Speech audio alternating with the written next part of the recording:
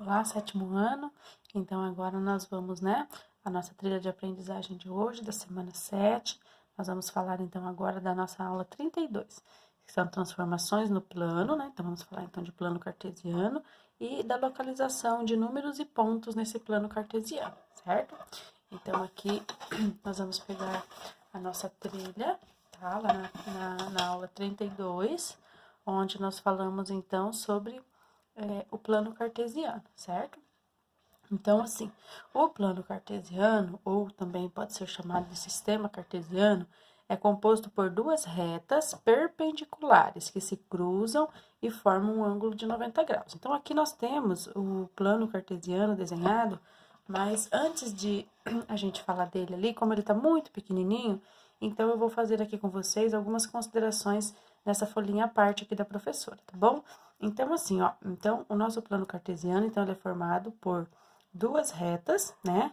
Uma retinha, então, aqui na horizontal e uma aqui na vertical. Essas duas retas aqui, ó, elas formam, então, um ângulo de 90 graus, ok? Então, aqui nós temos sempre no encontro dessas duas retas a nossa origem, que é o nosso zero. Então, nós temos essa reta, né, que está aqui, então, na horizontal, e essa nossa reta aqui, nós temos, vamos considerar aqui que nós temos o ponto zero, à frente do número zero, nós vamos ter, então, todos os números positivos, tá? Infinitamente, tá? A professora vai representar aqui até o 4, mas isso continuaria infinitamente. E aqui, então, né, à esquerda, né, para trás, então, do zero, nós teríamos, então, todos os nossos números negativos, e isso também infinitamente, ok? Aí, nós vamos lembrar que nós temos essa reta, mas nós também temos essa reta aqui na vertical. Então, da mesma forma que eu considerei o zero como origem para a reta que está na horizontal, aqui também o zero é a origem dessa reta que está na vertical. Então, nós vamos considerar que acima aqui do zero, nós vamos ter todos os nossos números positivos infinitamente, ok? E para baixo do zero, todos os números negativos, então, aqui nesse eixo que está, então, na vertical, ok?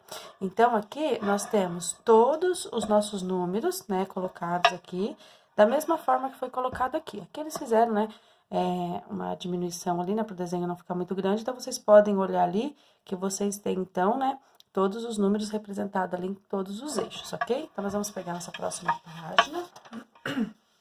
Nós vamos falar, então, sobre par ordenado.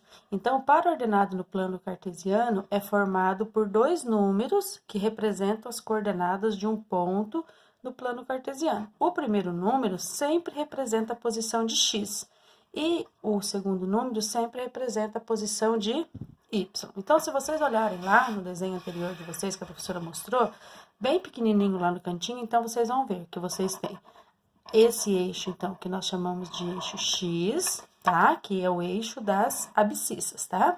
E esse eixo que fica, então, aqui na vertical, é o nosso eixo Y, que é o eixo das ordenadas, ó. Então, tá aqui, tá? Então, X é as abscissas, que está aqui, e Y é as ordenadas, tá? Então, como que eu faço, então, para eu localizar, por exemplo, um ponto lá? Ah, eu quero uma coordenada desse meu plano aqui. Então, o que é uma coordenada? É um conjuntinho, por exemplo, eu tenho 2 e 3. Esse primeiro ponto aqui é o valor de x, e esse outro ponto aqui é o valor de y. Então, se eu tenho 2 para x, aonde que eu vou localizar o 2 de x? Se é 2 positivo, então é aqui. E 3 para y, ó, então eu tenho 3 para y aqui. Então, nós fazemos, né, aqui, ó, um prolongamento desses pontinhos e nós fazemos o encontro deles. Então, essas coordenadas aqui, tá? É pra gente fazer a localização, então, no nosso plano, ok? Então, essa escrita, assim, né, desses dois números, sempre vai ser, então, o que nós chamamos de par ordenado. Sempre primeiro o valor de x, depois o valor de y, ok? Aí, lá no plano cartesiano, nós temos também os quadrantes, ó. O sistema cartesiano é dividido em 4 partes, ó. Quando nós fazemos, então, aqui, ó, né, o traçado do nosso plano, nós temos sempre 4 partes. Então, com a intersecção dessas linhas, temos os quadrantes no sentido anti-horário. Então, o que é o sentido anti-horário? Sentido contrário ao sentido lá, né, do ponteiro do nosso relógio. Então, sentido anti-horário, ó, nesse sentido aqui. Então, nós temos primeiro quadrante, segundo, terceiro e quarto quadrante. Então, cada divisãozinha dessa aqui, então, forma um quadrante do nosso plano cartesiano, ok? Aí, nós temos aqui alguns exemplos de onde nós usamos as coordenadas, então, do plano cartesiano, né? Aqui tá escrito errado, né? Então, coordenadas no plano cartesiano. Então, nós temos aqui, né, as coordenadas para a gente fazer a localização em mapas. Aí, nós temos também as coordenadas, né, para a gente fazer a localização no sistema GPS. Então, o sistema GPS, né, que a gente usa muito hoje em dia, utiliza-se desse sistema de coordenadas para fazer a localização de determinado local.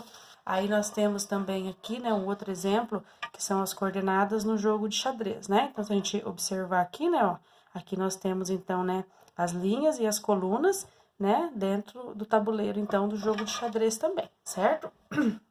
Aí nós temos aqui a reta numérica, né, uma reta numérica. Essa reta, né, do nosso plano, ela se assemelha a uma régua com sua particularidade.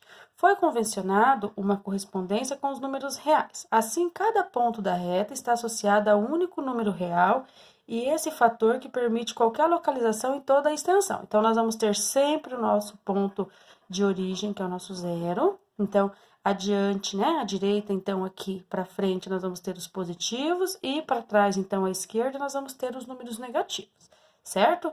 Então, cada pedacinho dessa nossa reta aqui, ela vai corresponder a um único número real. Então, aqui vai estar o número 1, aqui vai estar o número 2. Ah, mas e o número 1,5, professora? Então, o número 1,5 estaria entre o 1 e o 2, né? Ah, menos 2,5. Menos 2,5, então, estaria para a esquerda entre o 2 e o 3, certo?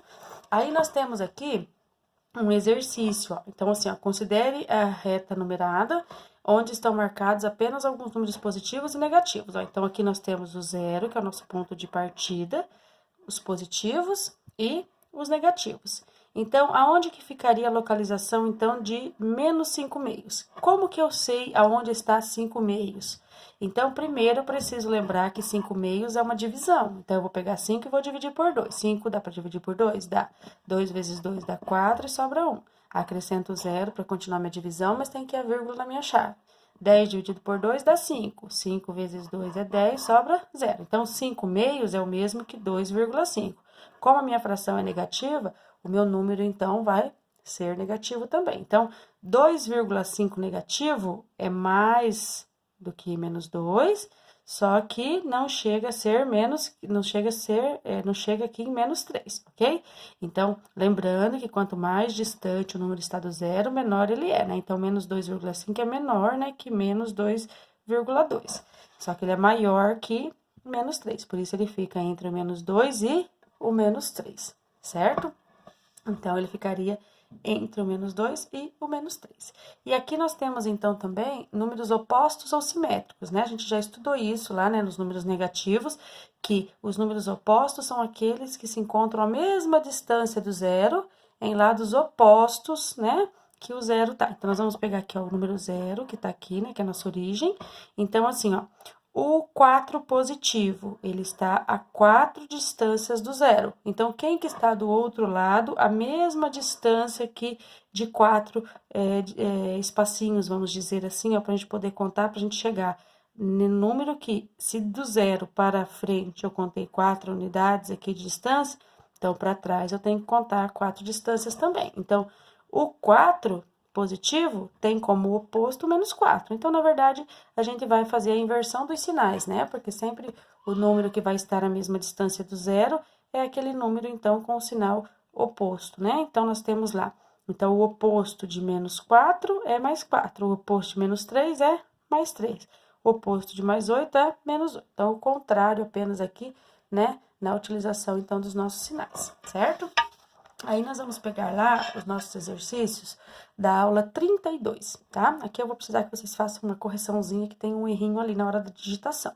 Então, assim, ó, os primeiros passos para localizarmos a fração na reta numérica é efetuar a divisão, como a professora dividiu lá 5 por 2, tá? O numerador pelo denominador, ou seja, o de cima pelo de baixo. Então, sabendo disso, quais números reais a fração 3, aqui na verdade, tá? É 3, faltou uma barrinha. Então, pode ser 3,2, 3/2, ou assim escrito na forma de fração. Onde que esse número estaria marcado na nossa reta numérica? Então, primeiro eu vou lembrar que eu preciso fazer uma divisão. Vou pegar 3 e vou dividir por 2. 3 dá para dividir por 2? Dá uma vez. Então, dá 2 e sobra 3 tira 2, sobra 1. Acrescento 0 e vai a vírgula aqui na chave, tá bom? 10 dividido para 2, então dá 5. 5 vezes 2 é 10, sobra 0. Como a minha fração é negativa, esse meu número é negativo. Então, aonde que eu vou localizar o número menos 1,5? Vai ser entre 1 e o 2? Ó, 1 e 2 são positivos. O número negativo vai estar entre dois positivos? Não, né? Vai estar entre o menos 1 e o menos 2? Olha, não é nem 1 e nem 2. Então, ele vai ficar entre o menos 1 e o menos 2. Entre o 4 e o 5? Não. Entre o 0 e o 1? Não. Entre o menos 4 e o menos 3? Também não. Então, se é menos 1,5, ele não vai estar nem no 1 e nem nos 2. Ele vai estar entre, né? No meio aqui do menos 1 e do menos 2. Aí, aqui nós temos, então, a questão número 2. Qual é a funcionalidade de um par ordenado no plano cartesiano? Então, se eu tenho lá, por exemplo, lá, o par ordenado 2,3, né? Esse aqui é o valor de x, esse aqui é o valor de y. Ele serve para representar a coordenada, ele representa a parte inferior da imagem, mostrar o ângulo da imagem ou representa a simetria da imagem? Então, esse ponto, esse par ordenado que nós temos aqui, ele serve para representar as coordenadas. Então, vocês marcam ali a alternativa correta, né? E nós finalizamos, então, a nossa aula de número 32.